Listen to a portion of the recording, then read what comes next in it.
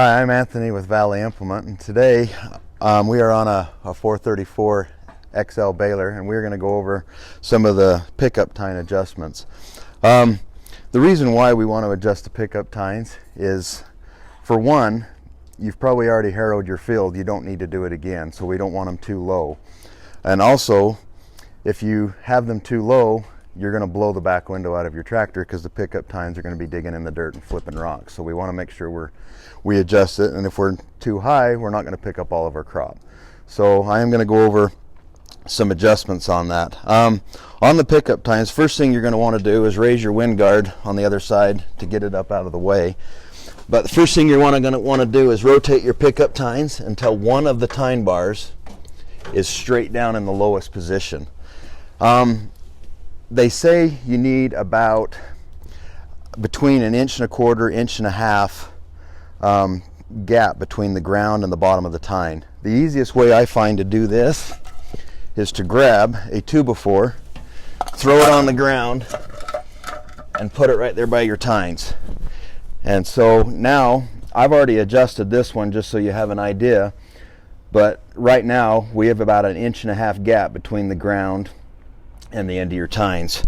Now if you weren't where you needed to be, say we were too high or too low, to adjust that we have our gauge wheels here, and they're adjustable here just by pulling this. So if we needed, say we were too low, we would want to pull this out and lower our gauge wheel and make sure that you're locked in to this tine, into this little cog right here. So, and then once you get your pickup height where you want it, just adjust both of your gauge wheels to that same height, the same number on these little tabs here, and that'll get you to where you need to be on that. Now, once you get that done, you've got your pickup tine height where you need it, and your gauge wheels are set. After that, you don't want this thing to float too much. Say you're out on a field and it has a pivot in it and it has deep pivot tracks.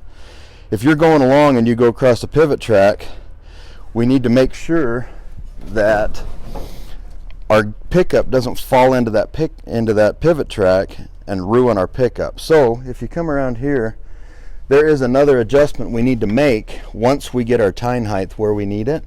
And there's this collar right down here.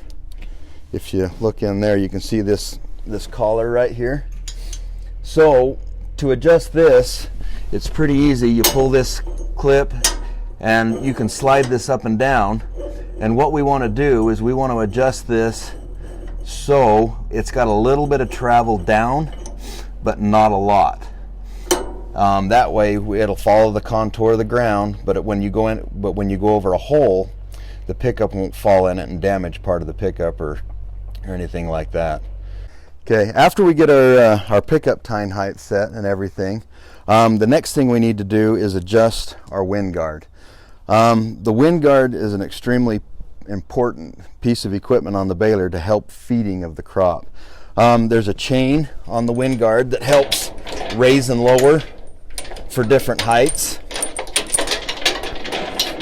for down and up. What we're going to want to do is once we get the pickup all the way down, we're going to want to adjust this wind guard. Once we get into the field, we're going to have a windrow coming in here, and what we're going to want to do is adjust the wind guard so the crop is going to come and hit the bottom part of this roller and hit there and then start funneling up in. The purpose of the wind guard is to put enough pressure on the crop and hold it down so the teeth can grab it and pull it into the throat. So if we have it up too far and the crop's coming in, the pickup teeth are just going to hit it and cause the windrow to fluff, and it's not going to feed in smoothly, and you're either going to plug, you're not going to be able to go as fast as you should be able to, and things just aren't going to flow as well as they should. So like I say, the crop should come in and hit the bottom of the wind guard. This should roll under, and then it comes up and goes into the throat. So and to do that, just raise and lower your chain, and then when you're done, make sure you lock that up there, because the chains can come undone and you don't want that thing to suck through your pickup.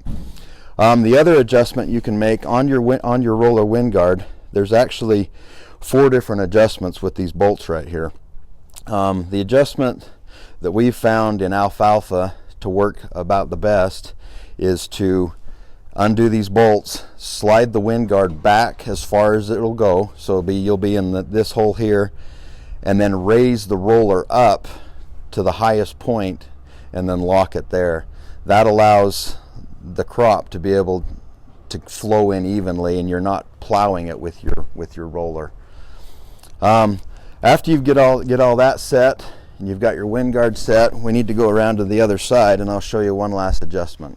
One of the final adjustments on your pickup is going to be your pickup float. If it's too heavy, the pickup's going to ride really heavy on the ground. You're going to wear out your gauge wheels. You're going to put a lot of pressure on them. You're going to wear out the pivot mechanism in there. So the pickup float is very, very important. And if you hit any obstruction, if the pickup can't float up, you're going to bend your pickup, you're going to bend your strippers, you're going to break teeth. So this is very important.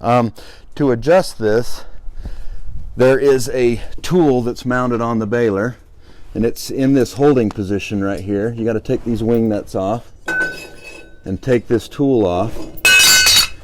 And what this does is, with the pickup down, you can see these tabs here, and then this cradle. This cradle grabs the spring up here, and the tabs lock in there. So what you're going to do is you're going to lock it in there, and then it's easier if you have 2 people, one in the tractor, one out here, but you can do it by yourself. You're going to pull this pin, you're going to raise the pickup all the way up, take the pressure off this collar right here, and then you can slide the spring up and down to get the correct float. Now, the correct float pressure on this XL baler is between 66 and I think 110 pounds of lift on the pickup. So as you're cruising through the field, if it's too light, your pickup's going to start floating.